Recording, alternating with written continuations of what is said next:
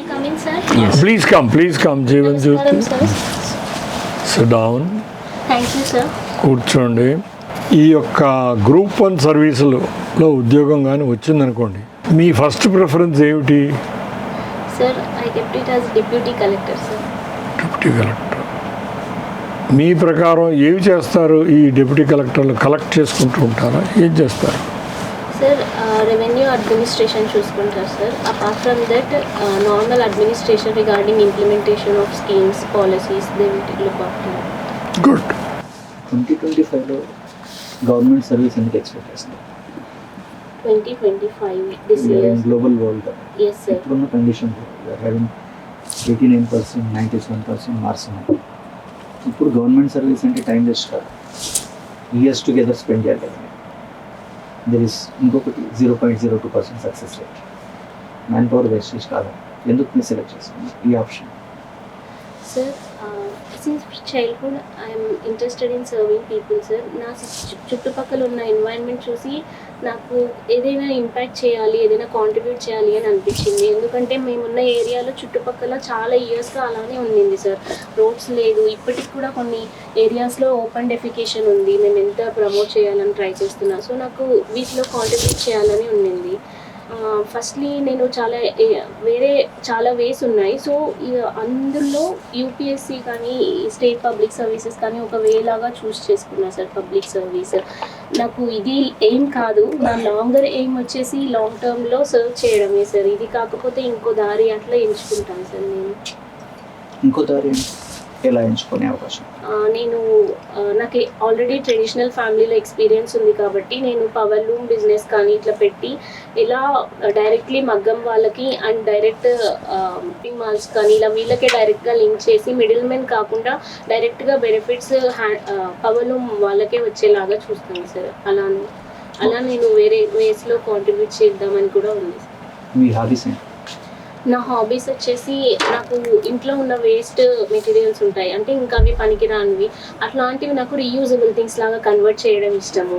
Knitting and కొత్త లాంగ్వేజెస్ని నేర్చుకోవడం కూడా నాకు చాలా ఇష్టం, సార్. అండ్ డిజైనింగ్ అవుట్ఫిట్స్ని డిజైన్ చేయడం ఫ్రమ్ స్క్రాప్ నుంచి అట్లాంటివి కూడా నాకు ఇష్టం, సార్. మీరు ఏమైనా కొత్త లాంగ్వేజ్ నేర్చుకున్నారా? Yes, sir. కన్నడ నేర్చుకున్నాను, సార్. కన్నడ నేర్చుకున్నాను. నాకు ఇప్పుడు అట్ ప్రెసెంట్ తెలుగు మాట్లాడగలను, ఇంగ్లీష్ మాట్లాడగలను, కన్నడ మాట్లాడగలను, హిందీ మాట్లాడగలను, సార్. ఇప్పుడు మా ఫ్రెండ్స్తో మాట్లాడి తమిళ్ కూడా నేర్చుకుందామని ట్రై చేస్తున్నాం, సార్. మేము కన్నడలో ఏమన్నా చదవడం కాదు, సార్. మాట్లాడడం నేర్చుకుంటున్నాను, చదవడం ఏం కాదు. పీపుల్తో మాట్లాడి నాకు దానివల్ల వాళ్ళ రియల్ కల్చర్ వాళ్ళు ఏం ఎక్స్ప్రెస్ చేద్దాం అనుకున్నారని కూడా అర్థమవుతుంది. అండ్ ఏవైనా మూవీస్ నాకు నచ్చినవి కూడా ఒరిజినల్ లాంగ్వేజెస్లో చూడొచ్చు రాదర్ దాన్ డబ్బింగ్ మూవీస్ అని నాకు అట్లా ఇష్టం ఉంది, సార్. అందుకు మాట్లాడటము అర్థం చేసుకోవడం నేర్చుకుంటాను, సార్. కన్నడలో ఏమన్నా చూసారు? పాన్ ఇండియా వచ్చేసి కేజీఎఫ్ చూసాను, సార్. తెలుగులో కూడా కానీ కన్నడలో చూసింది. అవి ఇంకా ఓల్డ్ మూవీసే చూస్తాను, సార్. ఎక్కువ కన్నడ మూవీస్లో నేను ముంగార్ మలై చూశాను. అది బాగా హిట్ అయింది కన్నడ మూవీలో. దాన్ని మళ్ళీ డబ్ చేశారు వేరే లాంగ్వేజెస్లో, కానీ ఫస్ట్ వచ్చింది అయితే కన్నడలోనే, సార్. లాంగ్వేజెస్ నేర్చుకోవడంలో ఉండే అడ్వాంటేజెస్ ఏంటి? అడిషనల్గా వచ్చేసి మనం కల్చర్స్ ఇంటరాక్ట్ అవుతాం కదా, సార్. అవి మీడియేటర్ ద్వారా తెలుసుకుంటే ఒకలా ఉంటుంది. డైరెక్ట్ లాంగ్వేజ్ వాళ్ళతో మాట్లాడి తెలుసుకుంటే మనకి ఇంకొకలా ఉంటుంది, సార్. అంటే ట్రాన్స్లేట్ చేసేవాడు వాడి బయాసెస్ ద్వారా మనకు చెప్తారు, కానీ అదే మనమే డైరెక్ట్ ఇంటరాక్ట్ అవుతే ఆ బయాసెస్ ఏవైతే ఉంటాయో అవి వెళ్ళిపోతుంది, సార్. అండ్ నా ట్రావెలింగ్ ఎప్పుడైనా నేను చేసినప్పుడు నా ఎక్స్పీరియన్సే వేరుగా ఉంటుంది, నాకు ఆ లాంగ్వేజ్ వచ్చినది అయితే. మీ ఫేవరెట్ సబ్జెక్ట్ ఏంటి? మీరు రాసిన ఎగ్జామ్ గ్రూప్లో నాకు ఎకనామిక్స్ ఇష్టం, సార్. ఇండియాకి భారత్కి డిఫరెన్స్ ఏంటి? ఇండియా వచ్చేసి మనకు వెస్టర్న్ బ్రిటిషర్స్ ఇచ్చిన నేమ్, సార్. మనకు అది ఇండియా అంటే ఈస్ట్ ఇండియా ఉంది అని చెప్పి, ఈస్ట్లో ఉంది అని చెప్పి మనకు వాళ్ళు ఇచ్చిన నేమ్. భారత్ వచ్చేసి మనకు పూర్వం నుంచి మనకు ఉంటున్న పేరు, సార్. అది కానీ రెండు ఇంపార్టెంటే, సార్. మనకు ఇండియా మనకు ఇప్పుడున్న షేప్లోకి ఫామ్ అయింది అంటే అండర్ బ్రిటిష్ వాళ్ళే మొత్తం సెంట్రలైజ్ చేసి యునైట్ చేశారు. భారత్ వచ్చేసి మనకు కల్చరల్లీ చాలా ఇంపార్టెంట్ ఆ నేమ్. ఈ రెండింటికి నేను అనుకున్నాను ఇది డిఫరెన్స్ అని. ఫ్రీబీస్ ఆర్టిఫిషియల్ డిమాండ్ క్రియేట్ చేస్తాయి మార్కెట్లో. Yes, sir. క్రియేట్ చేస్తాయి, సార్. మరి ఎకనామిక్ సిస్టమ్కి లాంగ్ రన్లో డ్యామేజ్ కదా? లాంగ్ రన్లో మనకు డ్యామేజ్ అని ఎగ్జాక్ట్గా చెప్పలేము సార్. ఇప్పుడు ఫ్రీబీస్ వచ్చేసి మనకు ఇనీషియల్గా మనకు ఆర్టిఫిషియల్గా డిమాండ్ క్రియేట్ చేస్తుంది. కానీ వన్స్ సైకిల్ పికప్ అయితే ఆ సైకిల్ ఏదైతే ఎకనామిక్ సైకిల్ డిమాండ్ సప్లై దాన్ని బేస్ చేసుకుని ప్రొడక్షన్ ఇది జాబ్స్ వస్తాయి, అప్పుడు నార్మల్ సైకిల్లోకి ఎంటర్ అయిపోవచ్చు సార్. అంటే ఇనీషియల్ స్టేజ్లో మనం ఫ్రీబీస్ ఇచ్చి మళ్ళీ తగ్గిస్తే నార్మల్ సైకిల్లోకి మనం ఎంటర్ అయిపోతాం సార్. అప్పుడు ఏం ప్రాబ్లం ఉండదు సార్ లాంగ్ టర్మ్లో. ఎకానమీకి ఎకనామిక్స్ డిఫరెన్స్ ఏంటి? Sorry sir, I don't have that much. Okay.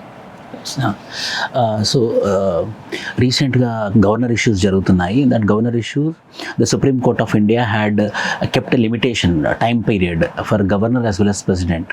So ఒక కాన్స్టిట్యూషనల్ హెడ్స్, స్టేట్కి ఉన్నటువంటి కాన్స్టిట్యూషనల్ హెడ్, కంట్రీకి ఉన్నటువంటి కాన్స్టిట్యూషనల్ హెడ్కి ఒక టైం లిమిట్ ఫిక్స్ చేయడం ఎంతవరకు సబబ్ అంటారు? Sir, I think governors, it is a constitutional body, but the recent times what happened is governor as a executive head is also interfering in state governance. This impacts legislation in state. Sometimes governor need to take action regarding either passing the bill, giving assent or not giving the withholding. But if we delay, it impacts the legislature of the state. So what I feel is there should be limit. But for all bills, Supreme Court cannot guide governors because it is an independent body. And also interference, judiciary interference in the legislature or executive. So there must be separation of powers. So the governor must be given time limit for only for few bills like which are more important, taxation bills. Those bills must be given time limit. The remaining other bills, he can give reason for his delay. This will be more beneficial sir, than. So eventually the President of India had given 10 questions to the Supreme Court of India. Under which article of the Constitution, whether questioning the Supreme Court of India with the constitutional head is a good convention or not? Sir, firstly regarding this, Supreme Court was asked by President under Article 143, sir. It expressed its views. There is nothing wrong in expressing that we are a constitutional body, we have our own limitations and advantages, so we can act accordingly in regard to bills and their assents. So it responded in a correct way with Supreme Court, sir. So we have Indian Penal Code, now we have Bharatiya Nyaya Sanhita. Yes, sir. So sedition, how it was in IPC, sedition, how it is in BNS. Sir, sedition was criminalized in IPC, sir. Now it is not a criminal action in under Bharatiya Nyaya Samhita, sir. Are you sure? Yeah, I think so. Yes, sir. No, there is something called as I think. Yes or no? Yes, sir. Okay. So there is something called as media sensationalism, Yes. which are viral nowadays, which are more people-centric, where people are more interested. Those media which are not original issues are being highlighted a lot. Whereas original issues like floods or drought or poverty has been not highlighted in the media.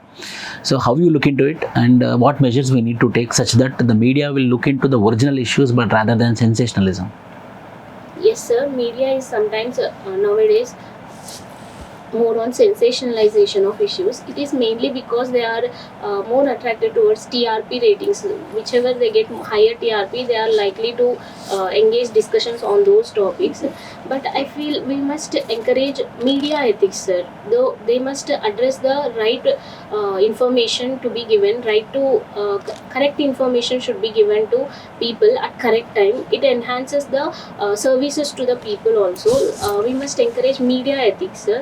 Apart from this, it happens because of people also. From people side also, we need to aware people that unnecessary sharing of fake news or other news must be avoided. Rather than they must focus on original news which really needs attention, like any farmer issues, women issues. These must be taken care of, sir. We must clearly mention from both sides. We need to take steps from media side and also from people's side. So whether there is a need for a regulatory body to control the media? Yes, sir. We need a regulatory body From top to bottom or from the bottom to top?